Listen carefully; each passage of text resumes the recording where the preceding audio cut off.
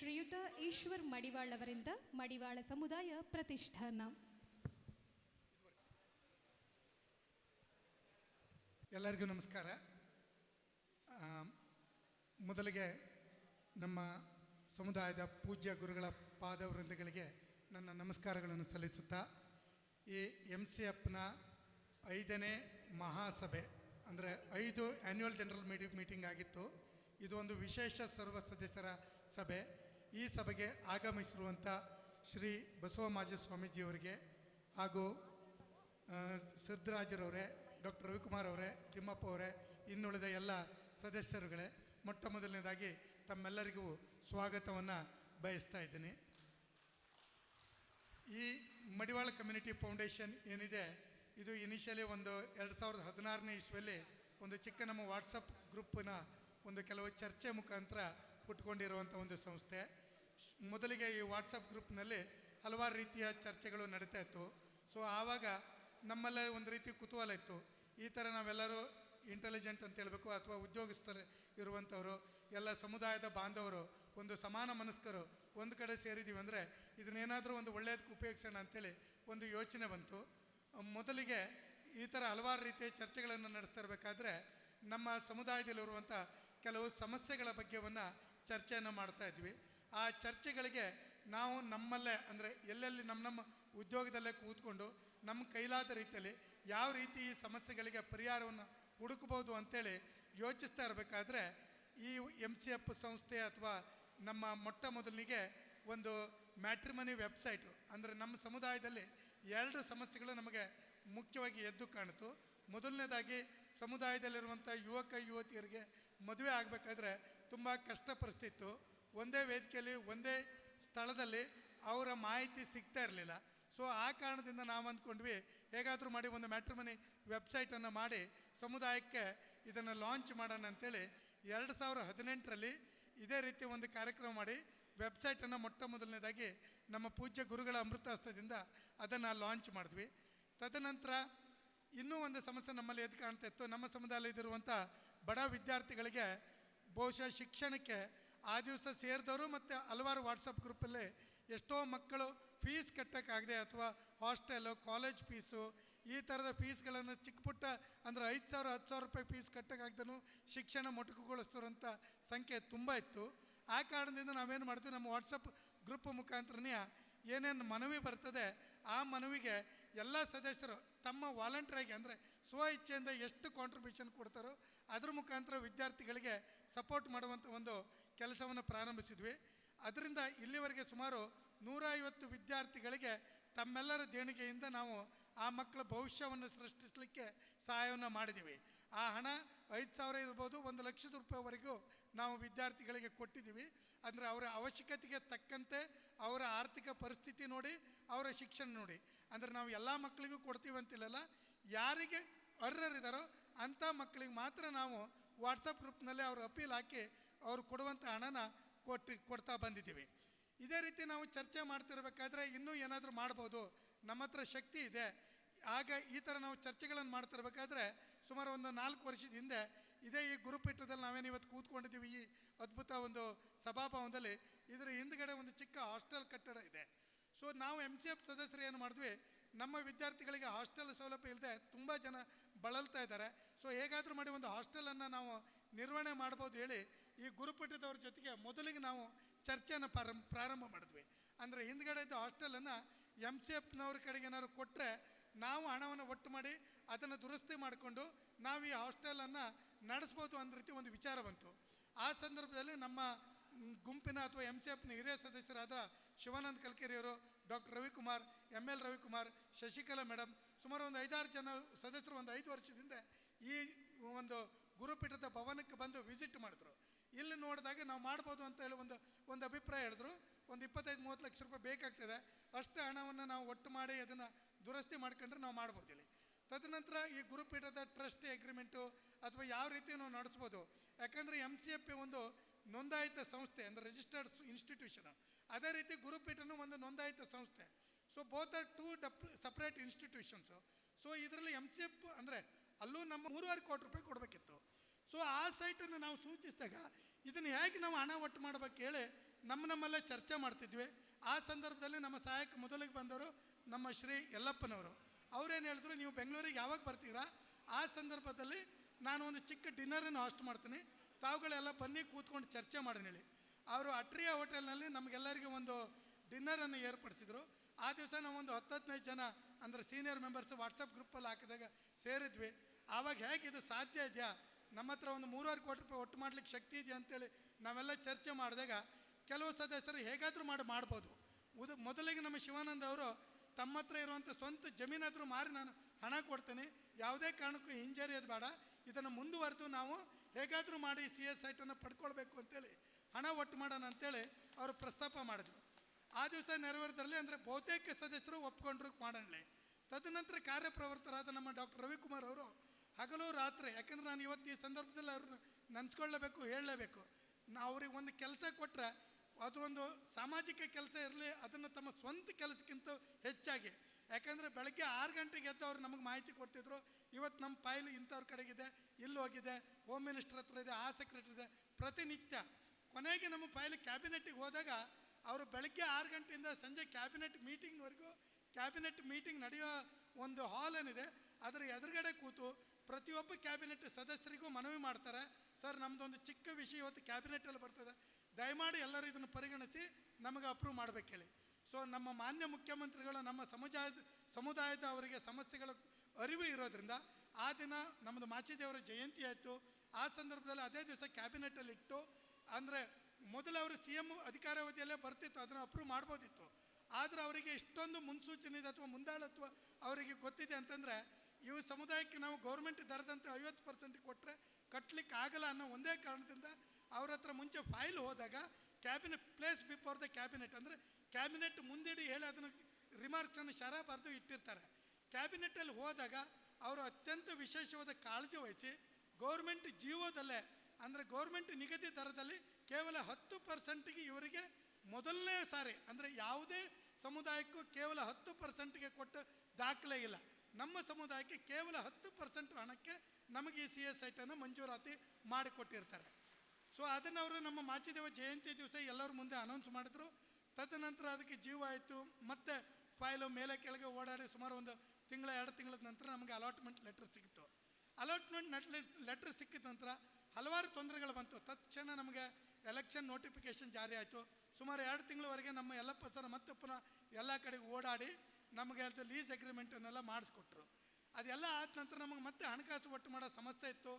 ಕೇವಲ 20 ದಿನದಲ್ಲಿ ನಮಗೆ ಅಲಾಟ್ಮೆಂಟ್ ಬಂದು 20 ದಿನದಲ್ಲಿ ವಾಟ್ಸಪ್ ಮುಖಾಂತರ, ಅಂದರೆ ವಾಟ್ಸಪ್ನಲ್ಲಿ ಹಾಕಿದ ಮನವಿಯನ್ನು ಪರಿಗಣಿಸಿ ನಮ್ಮ ಸಮುದಾಯದ ಸದಸ್ಯರು ಸುಮಾರು 72 ಲಕ್ಷ ರೂಪಾಯಿನ ತಾವಾಗಿಯೇ ಸ್ವ ಇಚ್ಛೆಯಿಂದ, ನಮಗೆ 56 ಲಕ್ಷ ತುಂಬಬೇಕಾಗಿತ್ತು, ಆದರೆ ನಮಗೆ ಒಟ್ಟಾದ ಹಣ 72 ಲಕ್ಷ. ಈ ಸಂದರ್ಭದಲ್ಲಿ ನಾನು ಇನ್ನೊಬ್ಬರು ವ್ಯಕ್ತಿಯನ್ನು ನೆನೆಸ್ಕೊಳ್ಳಬೇಕು. ಮತ್ತು ಪುನಃ ಈ ಹಣ ಸಂಗ್ರಹಣೆಗಾಗಿ ನಾವು ಮತ್ತೆ ಒಂದು ಈವ್ನಿಂಗ್ ಡಿನ್ನರ್ ಪ್ರೋಗ್ರಾಮ್ ಇಟ್ಕೊಂಡಿದ್ದೀವಿ. ಅದನ್ನು ನಮ್ಮ ಯಲ್ಲಪ್ಪ ಸಾಹೇಬ್ರೆ ಹೋಸ್ಟ್ ಮಾಡಿ ಎಲ್ಲರಿಗೂ ವ್ಯವಸ್ಥೆಯನ್ನು ನೋಡಿಕೊಂಡ್ರು. ಆ ದಿವಸ ರಘು ಕೋಟಿಲ ಸರ್ ಬಂದಿದ್ದರು, ಉಳಿದವರು ಬಂದಿದ್ದರು. ಆಕಸ್ಮಿಕವಾಗಿ ಆ ದಿನದ ಕಾರ್ಯಕ್ರಮಕ್ಕೆ ಹೌಸಿಂಗ್ ಮಿನಿಸ್ಟರ್ ಜಮೀರ್ ಅಹಮದ್ ಖಾನ್ ಅವರು ಬಂದರು. ಅವರು ಹೇಗೆ ಅಂತಂದರೆ, ನೀವು ಒಬ್ಬರು ವೈದ್ಯರ ಹತ್ರ ನಮಗೇನೋ ಆರೋಗ್ಯ ಸರಿಯಿಲ್ಲ ಅಂತೇಳಿ ಹೋದರೆ ಅವರು ಸುಮ್ಮನೆ ಔಷಧಿ ಬರೆದು ಕೊಟ್ಟು ಕಳಿಸಲ್ಲ. ಅವ್ರಿಗೆ ಔಷಧಿ ತಗೊಳಕ್ಕೆ ಹಣ ಇದೆಯಲ್ಲ ಅಂತ ನೋಡಿಬಿಟ್ಟು, ಇಲ್ಲಪ್ಪ ನಿನ್ನ ಹತ್ರ ದುಡ್ಡಿಲ್ಲ ಅಂದರೆ ಪಾಕೆಟ್ನಿಂದ ದುಡ್ಡು ತೆಗೆದುಕೊಟ್ಟು ಔಷಧಿ ತಗೋ ಅಂತ ಹೇಳಿದ್ರು. ಅವರು ನಮ್ಮ ಪರಿಸ್ಥಿತಿನ ಮನಗಂಡು ಎಷ್ಟು ಬೀಳ್ತದೆ ಈ ಸೈಟಿಗೆ ಕೇಳಿದ್ರು. 60 ಲಕ್ಷ ಆಗ್ತಿದ್ವಿ ಅಂದರೆ ಅದೇ ಸ್ಥಳದಲ್ಲಿ ಇದಕ್ಕೆ ಬೇಕಾದ 20% ಹಣವನ್ನು ನಾನು ಸ್ವಂತ ಹಣದಿಂದ ಕೊಡ್ತೀನಿ ಹೇಳಿ ಆ ದಿವಸ ನಮ್ಮೆಲ್ಲರಿಗೂ ಅನೌನ್ಸ್ ಮಾಡಿದ್ರು. ಅದೇ ರೀತಿ ನಮಗೇನು ಹಣ ಕಟ್ಟಬೇಕಾದ್ದೇನು 60 ದಿವಸ 90 ದಿವಸ ಟೈಮ್ ಇತ್ತು. ಅಷ್ಟರೊಳಗೆ ಅವರು ನಮ್ಮನ್ನು ಕರೆದು 12 ಲಕ್ಷ ರೂಪಾಯಿನ ಕೊಟ್ಟು ನಮಗೆ ಅಲಾಟ್ಮೆಂಟ್ ಆಗಿದ್ದ ಹಣ ತುಂಬಲಿಕ್ಕೆ ಅನುಕೂಲ ಮಾಡಿಕೊಟ್ರು. ನಾವು ರಿಜಿಸ್ಟ್ರೇಷನ್ ಮಾಡಿಸ್ಕೊಂಡು ತಕ್ಷಣವಾಗಿ ನಮಗೆ ಹೇಗಾದರೂ ಮಾಡಿ ಇದಕ್ಕೊಂದು ಪ್ಲ್ಯಾನ್ ರೆಡಿ ಮಾಡಬೇಕು ಅನ್ನೋದು ನಮ್ಮ ಗಮನಕ್ಕೆ ಬಂತು. ಆಗ ಅಲ್ಲಿ ಹುಡುಕ್ತಿರ್ಬೇಕಾದ್ರೆ ನಮಗೆ ಗಮನಕ್ಕೆ ಬಂದಿದ್ದು ನಮ್ಮ ಆರ್ಕಿಟೆಕ್ಟ್ ಶ್ರೀನಿವಾಸ್ ಅವರು. ಇವರು ತುಂಬ ಹಿರಿಯರು, ತುಂಬ ಅನುಭವಸ್ಥರು, ಅತ್ಯಂತ ದೊಡ್ಡ ದೊಡ್ಡ ಕಟ್ಟಡಗಳನ್ನು ನಿರ್ವಹಣೆ ಮಾಡಿದವರು ಮತ್ತು ಅದಕ್ಕೆ ಪ್ಲ್ಯಾನ್ ಯೋಜನೆಗಳನ್ನು ನಿರೂಪಿಸಿದರು. ಅವರಿಗೆ ಇದು ನಮ್ಮ ಚಿಕ್ಕ ಫೌಂಡೇಶನ್ ಆಗಿರೋದ್ರಿಂದ, ಸರ್ ತಾವು ಕೇಳುವ ಸಂಭಾವನೆ ಕೊಡಲಿಕ್ಕೆ ಸಾಧ್ಯ ಇಲ್ಲ, ಬಟ್ ಆದರೂ ನಮ್ಮ ಕೈಯಲ್ಲಿ ಆಗಿದ್ದನ್ನು ನಾವು ಕೊಡ್ತೀವಿ ಅಂತೇಳಿ ಅವರಿಗೆ ಮನವಿ ಮಾಡಿಕೊಟ್ಟಾಗ ಅವರು ನಮಗೊಂದು ಅದ್ಭುತವಾದ ಪ್ಲ್ಯಾನನ್ನು ರೆಡಿ ಮಾಡಿಕೊಟ್ರು. ಅವ್ರ ಪ್ಲ್ಯಾನ್ ಪ್ರಕಾರ ಮತ್ತು ಅದೇ ರೀತಿ ನಾವು ಈ ಥರ ಸಭೆ ಸಮಾರಂಭಗಳಲ್ಲಿ ಇರಲಿ ಅಥವಾ ಚಿಕ್ಕ ಚಿಕ್ಕ ಮೀಟಿಂಗ್ಗಳು ಮಾಡಿ ಚರ್ಚೆ ಮಾಡ್ತಿದ್ವಿ. ಈ ಥರ ಚರ್ಚೆ ಮಾಡಬೇಕಾದ್ರೆ ನಾವೆಲ್ಲ ಸರ್ವ ಸದಸ್ಯರನ್ನು ಕರೆದು ಅವರ ಅಭಿಪ್ರಾಯವನ್ನು ತಿಳಿದು ಈ ನಾವು ಕಟ್ಟಡ ಏನು ಕಾಮಗಾರಿ ಶುರು ಮಾಡಬೇಕು, ಅದಕ್ಕೊಂದು ಅನುಮೋದನೆ ಬೇಕು, ಅದರ ಜೊತೆಗೆ ಅದಕ್ಕೆ ಹಣಕಾಸಿನ ನೆರವು ಬೇಕೇಳಿ ಯೋಚನೆ ಮಾಡಿ ಈ ಥರ ಒಂದು ಕಾರ್ಯಕ್ರಮ ಮಾಡಬೇಕೇಳಿ ತುಂಬ ಯೋಚನೆ ಮಾಡ್ತಾಯಿದ್ವಿ. ಸೊ ನಾವು ಸುಮಾರಿಗೆ ಸೆಪ್ಟೆಂಬರ್ ತಿಂಗಳಲ್ಲೇ ನಾವು BBMP ಅಪ್ರೂವಲನ್ನು ತೊಗೊಂಡಿದ್ವಿ. ಆವಾಗ ಕಾರ್ಯಕ್ರಮ ಯೋಚನೆ ಮಾಡ್ತಿರ್ಬೇಕಾದ್ರೆ ನಮ್ಮ ಗಮನಕ್ಕೆ ಬಂದಿದ್ದೇನೆಂದರೆ, ಇದೇ ನಮ್ಮ ಕಲ್ಯಾಣ ಈ ಏನು ಸಭಾಭವನ ಇದೆ ಗುರುಪೀಠ, ಈ ಸಭಾಭವನದಲ್ಲಿ ನಾವು ಕಾರ್ಯಕ್ರಮ ಮಾಡಿದ್ರೆ ಈ ಸಭಾಭವನ ನಮ್ಮವರಿಗೂ ಪರಿಚಯಿಸಿದಂತಾಗುತ್ತೆ ಮತ್ತು ನಮ್ಮವರಿಗೂ ಈ ಒಂದು ಗುರುಪೀಠದ ಬಗ್ಗೆ ಮಾಹಿತಿ ಸಿಗುತ್ತೆ ಅನ್ನೋ ಒಂದು ದೃಷ್ಟಿಯಿಂದ ಇದೇ ಭವನದಲ್ಲಿ ನಾವು ಕಾರ್ಯಕ್ರಮ ಮಾಡಬೇಕು ಹೇಳಿ ಒಂದು ಯೋಜನೆ ಹಾಕ್ಕೊಂಡ್ವಿ. ಕಾರಣಾಂತರಗಳಿಂದ ಅದು ಸ್ವಲ್ಪ ಮುಂದಾಯಿತು. ಡಿಸೆಂಬರಲ್ಲಿ ಮಾಡೋದಂದ್ವಿ, ಜನವರಿಯಲ್ಲಿ ಇದು ಪೂಜೆ ಮಾಡಿದ್ವಿ. ಆನಂತರ ಮಕ್ಕಳಿಗೆಲ್ಲ ಪರೀಕ್ಷೆ ಎಕ್ಸಾಮ್ ಸೀಸನ್ ಬಂದಿರೋದ್ರಿಂದ ನಮ್ಮಲ್ಲಿ ಹಲವಾರು ಜನ ಟೀಚರ್ಸ್ ಇರೋದ್ರಿಂದ ಆಗಿಲ್ಲ. ಸೊ ಇವಾಗ ಏಪ್ರಿಲಲ್ಲಿ ಮಾಡೋಣ ಹೇಳಿ ತೀರ್ಮಾನ ಮಾಡಿ ಇವತ್ತು ಈ ಕಾರ್ಯಕ್ರಮ ಮಾಡ್ತಾಯಿದ್ದೀವಿ. ಸೊ ನಮ್ಮ MCF ಗ್ರೂಪು ಅಥವಾ MCF ಫೌಂಡೇಶನ್ ಇದೆ, ಓವರ್ ದಿ ಇಯರ್ಸ್ ಅಂದರೆ ಕಳೆದ 8-9 ವರ್ಷದಿಂದ ಇಟ್ ಹ್ಯಾಸ್ ಇವಾಲ್ವ್ಡ್. ಅಂದರೆ ನಾವು ನೆಲ ಇಲ್ದೇ ಅಂದರೆ ಕೇವಲ ಜಾಲತಾಣಗಳಲ್ಲೇ ಅಷ್ಟೇ ಇದ್ದಂಥ MCF ಇವತ್ತು ನಾವು ನೆಲದ ಮೇಲೆ ಮುಂದೆ ನಿಲ್ಲುವಂಥ ಒಂದು ಶಕ್ತಿಯನ್ನು ಪಡೆದುಕೊಂಡಿದೆ. ಈ ನಂತರ ನಾವು ಈ ಬಿಲ್ಡಿಂಗನ್ನು ಪ್ಲ್ಯಾನ್ ಮಾಡಿ ಅದಕ್ಕೊಂದು 3D ವಿಡಿಯೋ ಮಾಡಿ ನಮ್ಮ ವಾಟ್ಸಪ್ ಗ್ರೂಪಲ್ಲಿ ಒಂದು ಹಂಚಿಕೊಂಡಾಗ ಹಲವಾರು ಸದಸ್ಯರು ಈ ಬಿಲ್ಡಿಂಗಿನ ಕಟ್ಟಡಕ್ಕೆ ತಾವೇ ಮನಸಾರೆ ಸ್ವ ಇಚ್ಛೆಯಿಂದ ಹಣಕಾಸನ್ನು ನೀಡಿದ್ದಾರೆ. ಇವತ್ತು ನಮ್ಮ ಹತ್ರ ಸುಮಾರು ಒಂದು 70 ಲಕ್ಷ ರೂಪಾಯಿ ಈ ವಾಟ್ಸಪ್ ಗ್ರೂಪ್ ಮುಖಾಂತರನೇ ಒಟ್ಟಾಗಿದೆ. ಇವತ್ತು ನೀವೆಲ್ಲ ಸದಸ್ಯರುಗಳು ಸೇರಿದ್ದೀರಿ, ತಾವುಗಳು ತಮ್ಮ ಅಭಿಪ್ರಾಯವನ್ನು ತಿಳಿಸಿ ನಿಮ್ಮ ಅಭಿಪ್ರಾಯವನ್ನು ತಗೊಂಡು ಹೇಗೆ ಕಟ್ಟಡವನ್ನು ಮುಂದುವರಿಸಬೇಕಂತೇಳಿ ತೀರ್ಮಾನ ತಗೊಳ್ಳೋಣ. ಈ ಸಂದರ್ಭದಲ್ಲಿ ನಾನು ಕೆಲವು ವ್ಯಕ್ತಿಗಳನ್ನು ನೆನೆಸ್ಕೊಳ್ಳಬೇಕು. ಅದರಲ್ಲೂ ಮೊಟ್ಟ ಮೊದಲನೇದಾಗಿ ನಮ್ಮ ಉದ್ಯಮಿದಾರರಾದಂಥ ಅಮರನಾಥ್ ಅವರು. ಸೊ ಅವರು ನಮ್ಮ ಈ ಗ್ರೂಪ್ನಲ್ಲಿ ತುಂಬ ದಿವಸದಿಂದಿದ್ದಾರೆ. ಯಾವತ್ತೂ ಅವ್ರ ಗ್ರೂಪ್ನಲ್ಲಿ ಯಾವುದೇ ಥರದ ಸಂದೇಶವನ್ನು ಹಾಕಿಲ್ಲ. ಆದರೆ ಇಲ್ಲಿ ಬರುವಂಥ ಎಲ್ಲ ಸಂದೇಶಗಳನ್ನು ಅವರು ಗಮನಿಸ್ತಾ ಇರ್ತಾರೆ. ನಾವು ಈ CS ಸೈಟ್ ಅಲಾಟ್ಮೆಂಟ್ ಆದಾಗ ನಾವು ಹಣಕಾಸು ಒಟ್ಟು ಮಾಡೋಕ್ಕಾಗಿ ನಾವು ಏನು ಪ್ರಯತ್ನ ಮಾಡ್ತಿದ್ವಿ, ಅವರು ಒಂದು ದಿವಸ ಆಕಸ್ಮಿಕವಾಗಿ ಫೋನ್ ಮಾಡಿ ನನಗೆ ಶಿವಾನಂದವರು ಮಾಡಿ ನಾನು ಒಂದು 5 ಲಕ್ಷ ರೂಪಾಯಿ ಕೊಡ್ತೀನಿ ಅಂತ ಹೇಳಿದ್ರು. ತುಂಬ ಸಂತೋಷ, ಕೊಡಿ ಅಂತ ಹೇಳಿದ್ವಿ. ಅವ್ರು 5 ಲಕ್ಷ ರೂಪಾಯಿ ಮೊದಲು ಕೊಟ್ಟರು. ಕೊಟ್ಟು 2 ದಿವಸದ ನಂತರ ಮತ್ತೆ ಫೋನ್ ಮಾಡಿದ್ರು, ಇಲ್ಲ ನಾನು ಮನೆಗೆ ಹೋಗಿ ನಮ್ಮ ಶ್ರೀಮತಿಯವ್ರ ಜೊತೆ ಚರ್ಚೆ ಮಾಡಿದೆ, ಯಾಕೋ ಮನಸ್ಸಿಗೆ ಸಮಾಧಾನ ಆಗಿಲ್ಲ, ಇನ್ನೂ 5 ಲಕ್ಷ ರೂಪಾಯಿ ಕೊಡ್ತೀನಿ ಅಂತ ಹೇಳಿದ್ರು. ಸೊ ಒಟ್ಟು ಅವರು ನಮಗೆ CS ಸೈಟಿಗೆ ತುಂಬಲಿಕ್ಕೆ 10 ಲಕ್ಷ ರೂಪಾಯಿ ಹಣ ಕೊಟ್ಟಿದ್ದಾರೆ. ಅದಲ್ಲದೆ ಈ ಕಟ್ಟಡವನ್ನು ನಾವು ನಿರ್ಮಿಸಲಿಕ್ಕೆ ದೊಡ್ಡ ಪ್ರಮಾಣದ ಒಂದು ಅವರು ಭರವಸೆಯನ್ನು ನೀಡಿದ್ದಾರೆ. ಇವತ್ತು ಅವರು ಈ ಕಾರ್ಯಕ್ರಮದಲ್ಲಿ ಬರೋರಿದ್ದಾರೆ, ಅವರೇ ಏನು ನಮಗೆ ಸಹಾಯ ಮಾಡ್ತಾರೆ ಅವ್ರ ಬಾಯಿಂದನೇ ಕೇಳೋಣ. ಈಗ ನಾನು ಹೇಳಿದ್ರೆ ಸರಿ ಆಗಲ್ಲ, ಅವರಿಗೂ ನಾನು ಮತ್ತೊಮ್ಮೆ ಧನ್ಯವಾದಗಳನ್ನು ತಿಳಿಸ್ತಾ ಇದ್ದೀನಿ. ಅದೇ ರೀತಿ ಈಗಾಗಲೇ ಹೇಳಿದಾಗ ನಮ್ಮ ಡಾಕ್ಟರ್ ರವಿಕುಮಾರ್ ಅವರಿಗೂ ನನ್ನ ಹೃತ್ಪೂರ್ವಕ ಧನ್ಯವಾದಗಳನ್ನು ತಿಳಿಸ್ತಾ ಇದ್ದೀನಿ. ಇನ್ನು ನಮ್ಮ MCFಗೆ ಕಾಣದ ಕೈಗಳು ತುಂಬ ಇದೆ ಈ MCF ಸಂಸ್ಥೆಯಲ್ಲಿ ಕೆಲಸ ಮಾಡೋವಂಥವ್ರು. ಈಗ ನಾನು ಹೇಳಿದೆ ಮ್ಯಾಟ್ರಿಮನಿ ವೆಬ್ಸೈಟನ್ನು ನಾವು 2018ರಲ್ಲಿ ಲಾಂಚ್ ಮಾಡಿದ್ವಿ. ಅಂದಿನಿಂದ ಅದು ಇಂದಿನವರೆಗೂ ಯಾವುದೇ ಒಂದು ಇಂಟರ್ವೆನ್ಷನ್ ಇಲ್ಲದೆ ಎಷ್ಟೋ ಕಾರ್ಪೊರೇಟ್ಗಳು ನಡೆಸುವಂಥ ಜಾಲತಾಣಗಳ ಮಧ್ಯೆನೂ ಅದು ನಮ್ಮ MCF ಮ್ಯಾಟ್ರಿಮನಿ ವೆಬ್ಸೈಟ್ ಉಳ್ಕೊಂಡಿದೆ. ಮತ್ತು ಪ್ರತಿ ವರ್ಷ 100 ಜನರಿಗೆ ಮದುವೆ ಮತ್ತು ವಿವಾಹ ಆಗಲಿಕ್ಕೆ ಅನುಕೂಲ ಮಾಡಿಕೊಡ್ತದೆ. ಈ ಒಂದು ಮ್ಯಾಟ್ರಿಮನಿ ವೆಬ್ಸೈಟನ್ನು ವಾಲಂಟ್ರಿಯಾಗಿ ಸೀಮಾ ರತ್ನಾಕರರು ಮೈಸೂರಿನವರು ಅದು ನಮಗೆ ಡೆವಲಪ್ ಮಾಡಿಕೊಟ್ಟಿದ್ದಾರೆ. ಅವರನ್ನು ನಾನು ಈ ಸಂದರ್ಭದಲ್ಲಿ ನೆನೆಸ್ಕೊಳ್ತಾ ಇದ್ದೀನಿ. ಅದೇ ರೀತಿ ಅದನ್ನು ಅಚ್ಚುಕಟ್ಟಾಗಿ ನಿರ್ವಹಣೆ ಮಾಡ್ತಾ ಇರೋದು ನಮ್ಮ ಕಿರಣ್ ರೆಡ್ಡಿ ಹೇಳಿ. ನೀವು ಒಂದು ಅದರಲ್ಲಿ ರಿಜಿಸ್ಟ್ರೇಷನ್ ಮಾಡಿದಾಗ ಅಥವಾ ಹಣ ತುಂಬಿದಾಗ ಏನೋ ಒಂದು ಸಮಸ್ಯೆ ಬಂದರೆ ಒಂದು ಮೆಸೇಜ್ ಹಾಕಿದ್ರೆ ಸಾಕು, ಅವರು 24 ಗಂಟೆನೂ ಆ ವೆಬ್ಸೈಟ್ ನೋಡಿಕೊಂಡು ಪ್ರತಿಯೊಬ್ಬರಿಗೂ ಅಂದರೆ ರಿಜಿಸ್ಟರ್ಡ್ ಸದಸ್ಯರಿಗೆ ಅವರು ಮಾಹಿತಿ ಕೊಟ್ಟು ಅದರ ಬಗ್ಗೆ ತಿಳುವಳಿಕೆ ಕೊಟ್ಟು ಏನೂ ತೊಂದರೆ ಆಗದಂಗೆ ನೋಡ್ಕೊಳ್ತಾರೆ. ಅದ್ರ ಜೊತೆಗೆ ನಮ್ಮ ಜೊತೆ ಕೆಲಸ ಮಾಡ್ತಂಥ ವಿನೋದ್ ಅವರು ನಮಗೆ ಬೇಕಂತ ಕಮ್ಯುನಿಟಿ ವೆಬ್ಸೈಟ್ ಇರ್ಬೋದು, ಮ್ಯಾಟ್ರಿಮನಿ ವೆಬ್ಸೈಟ್ ಇರ್ಬೋದು, ಇದಕ್ಕೆಲ್ಲ ಒಂದು ರೀತಿ ಬ್ಯಾಕ್ರೂಮ್ ಬಾಯ್ ಆಗಿ ಅವರು ಹೆಲ್ಪ್ ಮಾಡ್ತಾಯಿದ್ದಾರೆ. ಅದೇ ರೀತಿ ನಾವು ವಾಟ್ಸಪ್ ಮುಖಾಂತರ ನಿಮಗೆ ಹಾಕ್ತಾ ಇರ್ತೀವಿ. ಈಗ ನೀವೇನು ಹಣ ಸಂದಾಯ ಮಾಡ್ತೀರಿ, ಈ ಹಣ ಸಂದಾಯನ ನಮ್ಮದೇ ಒಂದು ವೆಬ್ಸೈಟ್ ಇದೆ, ವೆಬ್ಸೈಟ್ ಲಿಂಕ್ ಬೇಕಂತ ಅಂದರೆ ಡೈರೆಕ್ಟ್ ಪೇಮೆಂಟನ್ನು ಮಾಡಿ ನೀವು ಹಣ ಸಂದಾಯ ಮಾಡ್ಬೋದು. ಇದೆಲ್ಲ ತುಂಬ ಕಷ್ಟ ಸಾಧ್ಯವಾದ ಕೆಲಸ. ಇದಕ್ಕೆ RBI ಅಪ್ರೂವಲ್ ಬೇಕು, ಡಿಪಾರ್ಟ್ಮೆಂಟ್ ಆಫ್ ಟೆಲಿಕಮ್ಯುನಿಕೇಷನ್ ಅವ್ರದ್ದು ಅಪ್ರೂವಲ್ ಬೇಕು. ಈ ಎಲ್ಲ ನಮಗೆ ಅಪ್ರೂವಲನ್ನು ತಂದುಕೊಟ್ಟು ವೆಬ್ಸೈಟನ್ನು ಪೇಮೆಂಟ್ ಗೇಟ್ವೇ ಜೊತೆಗೆ ಇಂಟಿಗ್ರೇಟ್ ಮಾಡಿ ಒಬ್ಬರವರು ಬಿಹಾರದವರು ಚಂದ್ರಲೋಕ್ ಅಂತೇಳಿ ವಿನೋದ್ ಅವರು ಆಫೀಸಲ್ಲಿ ಕೆಲಸ ಮಾಡೋರು. ಅವರು ನಮ್ಮ ಜೊತೆ ರಾತ್ರಿ ಎಲ್ಲ ಜೂಮ್ ಕಾಲಲ್ಲಿ ನಮ್ಮ ಸಮಸ್ಯೆಗಳನ್ನು ಅರ್ಥ ಮಾಡ್ಕೊಂಡು ನಮಗೆ ವೆಬ್ಸೈಟನ್ನು ಡೆವಲಪ್ ಮಾಡಿಕೊಟ್ಟಿದ್ದಾರೆ. ಅವರಿಗೂ ವಂದನೆಗಳನ್ನು ಸಲ್ಲಿಸ್ತೀನಿ. ಈ ಸಂದರ್ಭದಲ್ಲಿ ಅವರನ್ನು ನೆನೆಸ್ಕೊಳ್ತಾ ಇದ್ದೀನಿ. ಅದೇ ರೀತಿ MCF ಸೈಟಿಗೆ ಹಲವಾರು ಜನ ಸಹಕರಿಸಿದ್ದಾರೆ. ಮೊಟ್ಟ ಮೊದಲನೇ ಹುಡುಕಬೇಕಾದ್ರೆ ನಮ್ಮ ಸುಗುಣ ಕೃಷ್ಣಪ್ಪ ಅವರು ಓಡಾಡಿ ಸೈಟ್ ಎಲ್ಲಿ ಬರ್ತದೆ ಹೇಳಿ ಅದನ್ನು ಹುಡುಕಿ ಸರ್ವೆ ಎಲ್ಲ ಮಾಡಿ ಅದು ನಮಗೆ ತಿಳಿಸ್ಕೊಟ್ಟಿದ್ದಾರೆ. ಅವರಿಗೂ ನಾನು ನಮ್ಮ ಅಭಿನಂದನೆಗಳು ಮತ್ತು ಧನ್ಯವಾದಗಳನ್ನು ತಿಳಿಸ್ತಾ ಇದ್ದೀನಿ. ಅದೇ ರೀತಿ ಸೈಟ್ ಅಲಾಟ್ಮೆಂಟ್ ಆದ ನಂತರ ನಮ್ಮ BBMP ಅಪ್ರೂವಲ್ ಇರ್ಬೋದು, ಇನ್ನು ಉಳಿದ ಬೋರ್ವೆಲ್ಗೆ ಅಪ್ರೂವಲ್ ಇರ್ಬೋದು, ಎಲ್ಲ ಅಪ್ರೂವಲ್ಗಳನ್ನು ನಮ್ಮ ಯಲ್ಲಪ್ಪ ಸರ್ ಅವರು ನಮಗೆ ಒದಗಿಸಿಕೊಟ್ಟಿದ್ದಾರೆ. ಅವರಿಗೂ ಧನ್ಯವಾದಗಳನ್ನು ತಿಳಿಸ್ತಾ ಇದ್ದೀನಿ. ಅದೇ ರೀತಿ ಆ ಸಂದರ್ಭದಲ್ಲಿ ನಮ್ಮ BBMP ಆಯುಕ್ತರಾದಂಥ ಶಿವಾನಂದ್ ಕಲ್ಕೇರಿಯವರು ಅವರು ಎಲ್ಲ ಕಮಿಷನರ್ಗಳಿಗೂ ಮಾತಾಡಿ, ಇದು ನಮ್ಮದೇ ಸೊಸೈಟಿ, ನಾನು ಒಬ್ಬ ಅದರಲ್ಲಿ ಟ್ರಸ್ಟಿ ಇದ್ದೀನಿ, ದಯಮಾಡಿ ಯಾವುದೇ ತೊಂದರೆ ಇಲ್ಲದೆ ನಿಮಗೆ ಆದಷ್ಟು ಬೇಗನೆ ಅಪ್ರೂವಲ್ ಕೊಡಿ ಅಂತ ಹೇಳಿ ನಮಗೆಲ್ಲ ರೀತಿಯಿಂದ ಸಹಕಾರ ಕೊಟ್ಟಿದ್ದಾರೆ. ಅವರು ನಮ್ಮವರೇ MCF ಆಡಳಿತ ಮಂಡಳಿ ಸದಸ್ಯರು ಕೂಡ ಹೌದು. ಆದರೂ ಅವರ ಸೇವೆಯನ್ನು ಸ್ಮರಿಸಬೇಕಾದ ನಮ್ಮ ಕರ್ತವ್ಯ. ಅವರಿಗೂ ಎಲ್ಲರ ಪರವಾಗಿ ಧನ್ಯವಾದಗಳನ್ನು ಅರ್ಪಿಸ್ತಾ ಇದ್ದೀನಿ. ಅದೇ ರೀತಿ ಇನ್ನೂ ಹಲವಾರು ಜನ ನಮ್ಮ ಈ MCF ಜೊತೆ ಕೈ ಜೋಡಿಸ್ತಾ ಇದ್ದಾರೆ. ಇವತ್ತೊಂದು ಸುಂದರವಾದ ಬ್ರೋಚರ್ ಮಾಡಿಕೊಟ್ಟಿರೋದು ನಮ್ಮ ಪ್ರವೀಣ್ ಹುಳ್ಕಂಟಿ ಅವರು. ಅವರಿಗೂ ಸಹ ನಾನು ತಮ್ಮೆಲ್ಲ ಪರವಾಗಿ ಧನ್ಯವಾದಗಳನ್ನು ಅರ್ಪಿಸ್ತಾ ಇದ್ದೀನಿ. ಅದೇ ರೀತಿ ನಮ್ಮ 3Dಯನ್ನು ಮಾಡಿಕೊಟ್ಟಿದ್ದಾರೆ ಶ್ರೀನಿವಾಸನವರು. ಆ 3Dಗೆ ಒಂದು ಉತ್ತಮವಾದ ಧ್ವನಿಯನ್ನು ನೀಡಿದವರು ಚೈತ್ರ ಭವಾನಿ ಮತ್ತು ವೀಣಾಶ್ರೀ ಅವರು. ಸೊ ಅವರಿಗೆಲ್ಲ ನಾವು ಯಾವುದೇ ರೀತಿ ಸಂಭಾವನೆ ಕೊಟ್ಟಿಲ್ಲ. ಅವರು ಒಂದು ವಿಡಿಯೋ ರೆಕಾರ್ಡ್ ಮಾಡಬೇಕಂದ್ರೆ 8-10 ಸರಿ ಅದನ್ನು ರೆಕಾರ್ಡ್ ಮಾಡಿ ಪುನಃ ಎಡಿಟ್ ಮಾಡಿ ನಮಗೆ ಶ್ರಮ ವಹಿಸಿ ಕೊಟ್ಟಿರ್ತಾರೆ. ನಾವು ಯಾರಿಗೂ ಯಾವುದೇ ರೀತಿ ಸಂಭಾವನೆ ಕೊಡಲ್ಲ. ಅವರೆಲ್ಲರಿಗೂ ತಮ್ಮೆಲ್ಲ ಪರವಾಗಿ ಧನ್ಯವಾದಗಳನ್ನ ಅರ್ಪಿಸ್ತೇನೆ ಮತ್ತು ಅವರನ್ನು ಸ್ಮರಿಸ್ತಾ ಇದ್ದೀನಿ. ಮತ್ತೆ ಯಾರನ್ನಾದರೂ ಬಿಟ್ಟಿದ್ದನ್ನು ನೆನಪಾಗ್ತಾನೆ, ಇನ್ಯಾರು ಬಿಟ್ಟಿದ್ದರೆ ಮತ್ತು ಪುನಃ ಅವರೆಲ್ಲರನ್ನೂ ನೆನೆಸ್ಕೊಳ್ತಾ ಇದ್ದೀನಿ. ಅದೇ ರೀತಿ ನಮ್ಮ MCF ಬಗ್ಗೆ ಕೆಲವೊಂದಿಷ್ಟು ಅಪವಾದಗಳು ಅಂತ ಹೇಳಲ್ಲ, ಕೆಲವೊಂದಿಷ್ಟು ಸಂದೇಹಗಳು ಅಥವಾ ಜನರಲ್ಲಿ ಒಂದು ರೀತಿ ಒಂದು ಸಂದೇಹಗಳಿದೆ. ಅದ್ರ ಬಗ್ಗೆ ಒಂದು 2 ಮಾತು ಹೇಳ್ತಿದ್ದೀನಿ. ಮೊದಲನೇದಾಗಿ ಮ್ಯಾಟ್ರಿಮನಿ ವೆಬ್ಸೈಟ್ ಬಗ್ಗೆ ಯಾರಾದರೂ ಹೇಳಿದ್ರೆ ಏನು ಹೇಳ್ತಾರೆ ಅಂದರೆ ಅಲ್ಲಿ ಒಳ್ಳೆ ಪ್ರೊಫೈಲ್ ಇಲ್ಲ ಹೇಳಿ. ಸ್ವಾಮಿ, ನಾವು ಮಡಿವಾಳರು ವೆಬ್ಸೈಟ್ ಮಾಡಿದ್ವು. ಮಡಿವಾಳರು ವೆಬ್ಸೈಟಲ್ಲಿ ಒಕ್ಕಲಿಗರು, ಲಿಂಗಾಯತರು, ಬ್ರಾಹ್ಮಣರು ಅವ್ರದ್ದು ಪ್ರೊಫೈಲ್ ಬರುತ್ತಾ? ನಮ್ಮವ್ರದ್ದೇ ಪ್ರೊಫೈಲ್ ಇರ್ತದೆ. ಏನೋ ಸಣ್ಣ ಪುಟ್ಟ ಉದ್ಯೋಗ ಮಾಡ್ಕೊಂಡವರು ಮದುವೆ ಆಗಲಿಕ್ಕೆ ಹುಡುಗಿ ಹುಡುಕ್ತಿರೋರು ಅದರಲ್ಲಿ ರಿಜಿಸ್ಟರ್ ಆಗಿರ್ತದೆ. ಇದು ಒಂದು ರೀತಿ ಕೈಗನ್ನಡಿ ಇದ್ದಂಗೆ. ನಮ್ಮ ಸಮಾಜದ ಅದೊಂದು ಮಿರರು. ಈ ನಮ್ಮ ಮುಖ ಹೇಗಿದೆ ನೋಡ್ಬೇಕಂದ್ರೆ ನಾವು ಕನ್ನಡಿ ನೋಡಬೇಕು. ಈಗ ನಮ್ಮ ಸಮುದಾಯ ಹೇಗಿದೆ ಹೇಳಾದ್ರೆ ನಮ್ಮ ಮ್ಯಾಟ್ರಿಮನಿ ವೆಬ್ಸೈಟ್ ನೋಡಿದ್ರಾತು. ಸೊ ಅಲ್ಲಿ ಇರೋರ ಪ್ರೊಫೈಲ್ ನಾವು ಒಳ್ಳೆ ಪ್ರೊಫೈಲ್ ಎಲ್ಲಿಂದ ತೋರೋಣ? ನಾವು ಸೃಷ್ಟಿ ಮಾಡಲಿಕ್ಕಾಗಲ್ಲ. ಸೊ ತಾವು ಯಾವುದೇ ರೀತಿ ಸಂಕೋಚ ಪಟ್ಕೊಳ್ಳದೆ ತಮ್ಮ ಮಗನಿಗೆ ಅಥವಾ ಮೊಮ್ಮಗಳಿಗೆ ಬೇಕಾದೆ ಸರಿಯಾದ ಮಾಹಿತಿ ಕೊಟ್ಟು ನೀವು ರಿಜಿಸ್ಟರ್ ಮಾಡಿದ್ರೆ ಒಳ್ಳೊಳ್ಳೆ ಪ್ರೊಫೈಲ್ಗಳಿರುತ್ತೆ, ಎಲ್ಲರಿಗೂ ಸಿಗುತ್ತೆ. ಇನ್ನು ಕೆಲವೊಬ್ಬರು ಇಷ್ಟೊಂದು ಚಿಕ್ಕ CA ಸೈಟನ್ನು ತೊಗೊಂಡಿದ್ದೀರಿ ಅಂತ ಹೇಳ್ತಾರೆ.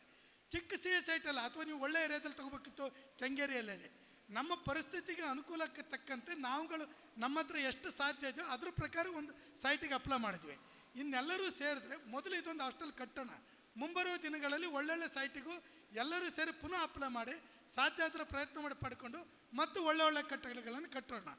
ಅದ ನಂತರ ಈಗ ರೀಸೆಂಟಾಗಿ ಕೆಲವೊಂದಿಷ್ಟು ಚರ್ಚೆಗೆ ಬಂದ ವಿಷಯ, ವಾಟ್ಸಪ್ ಗ್ರೂಪಲ್ಲಿ ನಾವು ಕೆಲವಷ್ಟು ಸದಸ್ಯರುಗಳನ್ನು ತೆಗಿತಾ ಇದ್ದೀವಿ. ನಿಜವಾಗಿಯೂ ತೆಗೆದಿದ್ದೀವಿ. ಕಾರಣ ಇಷ್ಟೇಯ, ಈ ವಾಟ್ಸಪ್ ಗ್ರೂಪನ್ನು ನಾವು ಸೃಷ್ಟಿ ಮಾಡಿ ಸುಮಾರು 9 ವರ್ಷ ಆಯಿತು, 2016ರಿಂದ. ಈ ಗುಂಪಿನಲ್ಲಿ ಹಲವಾರು ಶಕ್ತಿವಂತರು, ಡಾಕ್ಟರ್ಸು, ಎಂಜಿನಿಯರ್ಸು, ಮಲ್ಟಿನ್ಯಾಷನಲ್ ಕಂಪ್ನಿಯಲ್ಲಿ ಇರೋರು ಅಂದಿನಿಂದ ಇಲ್ಲಿವರೆಗೂ ಅವರು ಸದಸ್ಯರಾಗಿದ್ದಾರೆ. ಪ್ರತಿ ಸಾರಿನೂ ಮೆಸೇಜ್ ಆಗ್ತಾಗ ಎಲ್ಲ ಮೆಸೇಜ್ಗಳನ್ನು ನೋಡ್ತಾರೆ. ನಾನು ಹಲವಾರು ಬಾರಿ ಹೇಳಿದ್ದೀನಿ, ಈ ನಮ್ಮ ಗುಂಪು ಎಂಟರ್ಟೈನ್ಮೆಂಟ್ ಗುಂಪಲ್ಲ ಅಥವಾ ರೀಕ್ರಿಯೇಷನಲ್ ಗುಂಪಲ್ಲ. ಇದು ನಾವು ಒಂದು ಕೆಲವು ಉದ್ದೇಶಕ್ಕಾಗಿ ಸೃಷ್ಟಿ ಮಾಡಿದ್ವಿ. ಇದ್ರ ಉದ್ದೇಶ ನಮ್ಮ ಸಮುದಾಯದ ಮಕ್ಕಳಿಗೆ ಹೆಲ್ಪ್ ಮಾಡಲಿಕ್ಕೆ ಅಥವಾ ಒಂದು ಹಾಸ್ಟೆಲ್ ಕಟ್ಟಡ ಮಾಡಲಿಕ್ಕೆ. ದಯಮಾಡಿ ಕನಿಷ್ಠ ಒಂದು ಅಜೀವ ಸದಸ್ಯರಾದರೂ ಹಾಕಿ 5,000 ರೂಪಾಯಿ ಕೊಡಿ.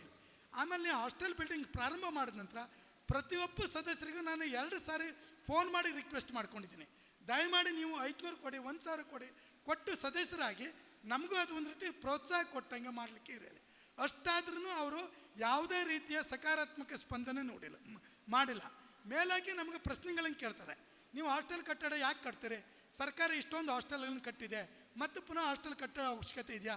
ಅಥವಾ ನೀವು ಬೇರೆ ಯಾವುದೋ ಉದ್ದೇಶ ಇಟ್ಕೊಂಡು ಕಟ್ತಿದ್ದೀರಿ ಅಂತೇಳಿ. ನಾವು ಪ್ರತಿಯೊಂದು ಮಾಹಿತಿಯನ್ನು ಟ್ರಾನ್ಸ್ಪರೆಂಟಾಗಿ ಗ್ರೂಪ್ನಲ್ಲಿ ಹಾಕ್ತಾಯಿದ್ದೀವಿ. ಯಾರು 1 ರೂಪಾಯಿ ಕೊಟ್ಟರು ಯಾವ ಉದ್ದೇಶಕ್ಕೆ ಈ ಹಣ ಬಳಸ್ತಾ ಇದ್ದೀವಿ, ಯಾರು ಕೊಟ್ಟಿದ್ದಾರೇನು, ಅಷ್ಟಾಗಿಯೂ ಈ ಥರ ಸಂದೇಹ ವ್ಯಕ್ತಪಡಿಸೋಂಥವ್ರು ಯಾಕೆ ನಮ್ಮ ಗುಂಪಿನಲ್ಲಿ ಇರಬೇಕು ಅಂತೇಳಿ ಒಂದು 25-30 ಜನ ಗುಂಪಿನಿಂದ ತೆಗೆದಿದ್ದೀವಿ. ತೆಗೆದಿರೋರಲ್ಲಿ ಯತಿರಾಜ ಒಬ್ಬರನ್ನು ಬಿಟ್ಟರೆ ಮತ್ತು ಯಾವ ಸದಸ್ಯರು ನಮಗೆ ಸೇರಿಸಿ ನಾವು MCF ಸದಸ್ಯರು ಆಗ್ತೀವಿ ಅಂತ ಕೇಳ್ಕೊಳ್ಳಿಲ್ಲ. ಸೊ ಹಾಗಾಗಿ ಅಂಥವ್ರು ತೆಗೆದಿರೋದ್ರಿಂದ ನನಗನ್ನಿಸ್ತದೆ ಜಸ್ಟಿಫೈ ಇದೆ. ಇನ್ನು ಕೆಲವೊಂದು ಸಂದರ್ಭದಲ್ಲಿ ಹೇಳೋದೇನೆಂದರೆ, ಅಯ್ಯೋ ಸ್ವಾಮಿ ನಮಗಿದೆಲ್ಲ ಬೇಡ, ಯಾರೋ ಸೇರಿಸಿಬಿಟ್ಟಿದ್ದಾರೆ, ನಮ್ಮ ನಂಬರ್ ಕೊಟ್ಟು ನಾವು ಮುಂದುವರೆಯೋದಿಲ್ಲ ಅಂತ ಹೇಳ್ತಾರೆ. ಸೊ ಆ ಕಾರಣಕ್ಕೆ ತೆಗೆದಿದ್ದೀವಿ.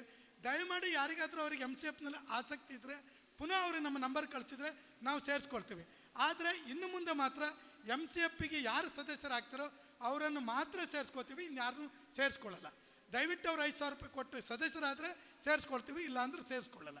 ಇದು ಮೊದಲನೇದಾಗಿ ನಾನು ತಮ್ಮೆಲ್ಲರಿಗೂ ವ್ಯಕ್ತಪಡಿಸ್ತೇನೆ. ಇದರಲ್ಲಿ ಎಲ್ಲರೂ ಇದ್ದಾರೆ, ಅತ್ಯಂತ ಹಿರಿಯ ಉದ್ಯೋಗಸ್ಥರು ಇದ್ದಾರೆ. ಸೊ ಹಾಗಾಗಿ ಇದೊಂದು ಗ್ರೂಪಲ್ಲಿ ಇರಬೇಕಾದ್ರೆ ಅವರು ಕೊಡಲೇಬೇಕು, ಇಲ್ಲಾಂದ್ರೆ ಏನು ಮಾಡಲಿಕ್ಕೂ ಆಗಲ್ಲ. ನಾವು ಎಲ್ಲರೂ ಸುಮ್ಮನೆ ತಮಾಷೆ ನೋಡೋಕ್ಕಿದ್ರೆ ನಮ್ಮ ಹಾಸ್ಟೆಲು ಆಗಲ್ಲ, MCF ಬೆಳೆಯಲ್ಲ, ಸಮುದಾಯನೂ ಉದ್ಧಾರ ಆಗಲ್ಲ. ಸುಮ್ಮನೆ ಅದು ಬಾಯಿ ಮಾತಲ್ಲಿ ಹೇಳೋದ್ರಿಂದ ಏನೂ ಪ್ರಯೋಜನ ಇಲ್ಲ. ಸೊ ಈ ಥರ ಹಲವಾರು ಪ್ರಶ್ನೆಗಳನ್ನು ಕೇಳ್ತಿದ್ರೆ. ಇನ್ನು ಹಾಸ್ಟೆಲ್ ಬಿಲ್ಡಿಂಗ್ ಬಂದಾಗ ಹೇಳ್ತಿದ್ದೀನಿ, ನೀವು ತುಂಬ ಲಕ್ಸುರಿ ಬಿಲ್ಡಿಂಗ್ ಕಟ್ತಾ ಇದ್ದೀರಿ, ಅದನ್ನು 5 ಸ್ಟಾರ್ ಹೋಟೆಲ್ಲ ಹಾಸ್ಟೆಲ್ ಅಂತೇಳಿ. ಸ್ವಾಮಿ, ಈ ವಾಟ್ಸಪ್ಪಲ್ಲಿ DP ಬೇರೆ, ಆಧಾರ್ ಕಾರ್ಡಲ್ಲಿರೋ ಫೋಟೋನೇ ಬೇರೆ. ಸೊ ಈಗ ನಾವು ವಿಡಿಯೋ ಮಾಡಿ ಜನರ ಹತ್ರ ಹಣ ಕೇಳಬೇಕಾದ್ರೆ 5 ಸ್ಟಾರ್ ಹಾಸ್ಟೆಲನ್ನೇ ತೋರಿಸ್ಬೇಕಾಗ್ತದೆ. ಕಟ್ಟಡ ಆದಮೇಲೆ ಅದು ನಮ್ಮ ಆಧಾರ್ ಕಾರ್ಡ್ ಫೋಟೋ ಥರನೂ ಆಗ್ಬೋದು. ಯಾಕೆಂದ್ರೆ ನನ್ನ ಹತ್ರ 10 ಕೋಟಿಗೆ ಒಟ್ಟು ಮಾಡ್ಲಿಕ್ಕೆ ಶಕ್ತಿ ಇದೆಯೋ ಎಲ್ಲ ಗೊತ್ತಿಲ್ಲ. ಅಕಸ್ಮಾತ್ ಆದರೆ ಅಂಥದ್ದೇ ಹಾಸ್ಟೆಲ್ ಕಟ್ಟೋಣ, ಇಲ್ಲಾಂದ್ರೆ ಒಂದು 150-200 ಹುಡುಗರು ವಾಸಕ್ಕೆ ಏನು ಬೇಕೋ ಅಷ್ಟು ಅವಶ್ಯಕತೆ ಇರುವಂಥ ಹಾಸ್ಟೆಲನ್ನು ಕಟ್ತೇವೆ. ದಯವಿಟ್ಟು ಎಲ್ಲರೂ ಸಹಕರಿಸಿ, ಎಲ್ಲರೂ ಸೇರಿ ಹಾಸ್ಟೆಲ್ ಮಾಡೋಣ. ಮತ್ತೊಮ್ಮೆ ಪ್ರತಿಯೊಬ್ಬರಿಗೂ ಸ್ವಾಗತವನ್ನು ಕೋರ್ತಾ ನನ್ನ ಮಾತನ್ನು ಮುಗಿಸ್ತಾ ಇದ್ದೇನೆ. ಧನ್ಯವಾದ.